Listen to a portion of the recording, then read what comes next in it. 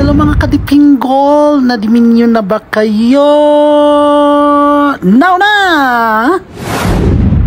For today's video mga ka-colors, samahan nyo na uli ako at dahil gala ang inyong ka-colors, ito naman tayo tumambay at dito tayo mamasyal, mamangha, balikan natin yung mga nakaraan. Wag lang yung jowang iniwang ka ng parang bula. Oh my gosh, charit lang. Ano ba to, huhugot na lang tayo o gagala? Well, sige na nga, eto na nga, gagala tayo dito sa May Albalad District. Ito isang 200 years old na po mga ka-colors. Imagine niyo, napakatagal na ng district. Isa ito sa unang na-establish na lugar dito sa Saudi Arabia mga ka-colors. Kaya ganoon na lang ang pagpapahalaga nila sa lugar na ito mga ka-colors. Talagang preserve nila ito at ipinagmamalaki nila ito sa buong mundo. At binuksan nila ito kamakailan lang para sa publiko at mga local or international tour. Dahil gusto na lang maipagmalaki ang kanilang pinanggagaling sa linlahi mga colors. So, diba, ang bongga.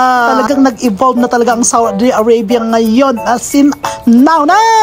Kaya tingnan nyo naman, tunghayan nyo naman yung mga building nila mga ka-colors o yung mga bahay. Talagang makaluma at mga sinauna pang mga gawe. At dito na nga, eto tayo ngayon. Diyos ko, makapasyalan natin yung bawat kanto. Dahil balita ko, napakalawak ng lugar na to na pwede mo ikutin, hindi mo maubos na ilang oras sa pag-iikot-ikot sa mga kalye dito dahil lahat ng kalye dito ay mahalaga sa lugar na to dahil isa po siyang UNESCO World Heritage. Wow. Diba? Ang bongga. Dahil dyan may mga pupuntahan tayo ngayong mga bahay antique at mga sinauna talaga kung ano yung mga unang pamumuhay nila dito mga ka-colors. Kailangan mabalikan natin at masaksihan natin kung paano ba namuhay ang mga Saudi noong unang panahon. O diba? At eto may papasukin tayo isang museum. Syempre kailangan natin mag-entrance para sa caretaker o pangangalagang lugar na ito dahil syempre may nag-asikaso din dito. Although wala tayong tour guide kasi nagkataon na Ramadan, may mga nagdadasal. Kaya eto, sariling kayod tayo, iikot tayo sa bahay na to at kung ano yung mga makikita natin, kung kaya naman natin ipaliwanag sa sarili natin, gawin na lang ang gagawin dahil wala nga po tayong magiging tour guide for today's video. But anyway mga ka-colors, eto na nga, nandito na tayo sa loob ng bahay. Kaya hindi tayo naalalayan kung ano yung mga gusto. Pero syempre makikita naman na anong meron sa loob at anong kaganapan mga ka-colors. Eto na nga, nandito tayo sa entrance ng bahay. Makikita na sa sinaunang panahon pala ng mga local ng Saudi ay hindi talaga marangya yung buhay nila. Diba? Tingnan nyo naman. Simple lang. Parang sa Pilipinas lang din, diba? Although yung mga bahay nila dito ay usually mga bato.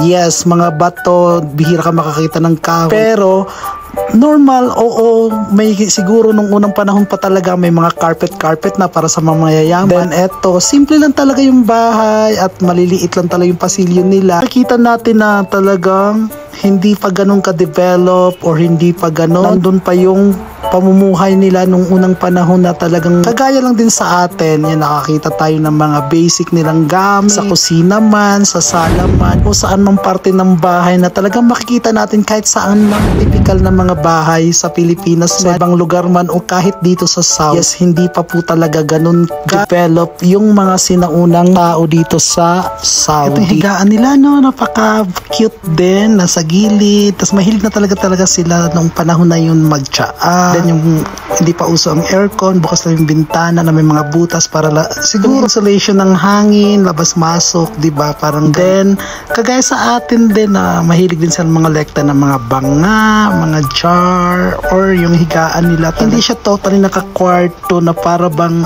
kurtina lang yung hawak. Then meron rin talaga sila ditong kulambo, di ba? Bongga talaga. Then mahilig na din sila magkaroon ng mga imbakan ng gamit, imbakan ng mga pagkain siguro. Then yung lutuan nila as in hindi pa talaga ganun. Noon pa talaga siguro ay nakalapag na silang kumain. Then marami na silang pumerto. Parang ganun. Yung hilagay ng mga gamit. Nakakatuwa lang kasi hindi nalalayo sa atin yung kultura nila noon. Na yung higaan nila, kortina lang ang takip, may mga sala, din may receiving din sila, yung parang pasara sa mga bisit, yung parang ganun.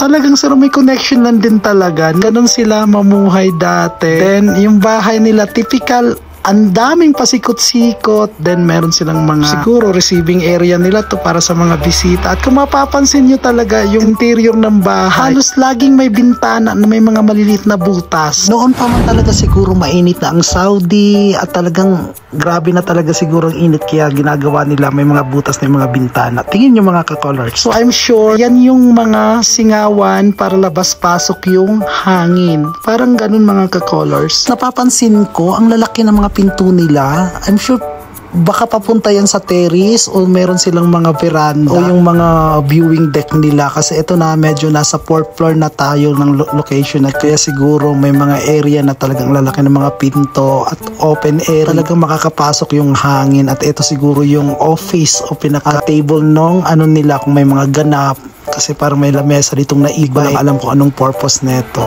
So para siyang bahay tabulawa ko. Tapos ang ganda ng interior nila sa taas na mo yung kesame nila ang ganda. Talagang inukitan. Then mga upuan. So dito banda sa taas ng ano, ayan ito yung makita natin sa labas. Dito may mga maliliit talaga silang mga veranda or yung mga viewing deck para makita yung mga kapitbahay. Then ang tataas ng mga building dito banda talaga kaya nagsisitaasan talaga din yung viewing deck nila. Di ba ang bongga? Kaya naman mga ka-colors, it's such an opportunity na makapasok tayo sa ganitong mga museum dahil dito natin makikita, dito natin makikilala at kung ano ba talaga yung pamumuhay nila nung unang panahon. At ito pala yung labas building na ito or ng museum na ito, di ba? Ang ganda. Cute, di ba? So yan yung pinakalugar. Kaya mga colors, maraming salamat. Samahan niyo po ako uli sa susunod nating mga travel at gala. Huwag kayong magsawang samahan ako, hindi bukas, hindi mamaya, kundi now na!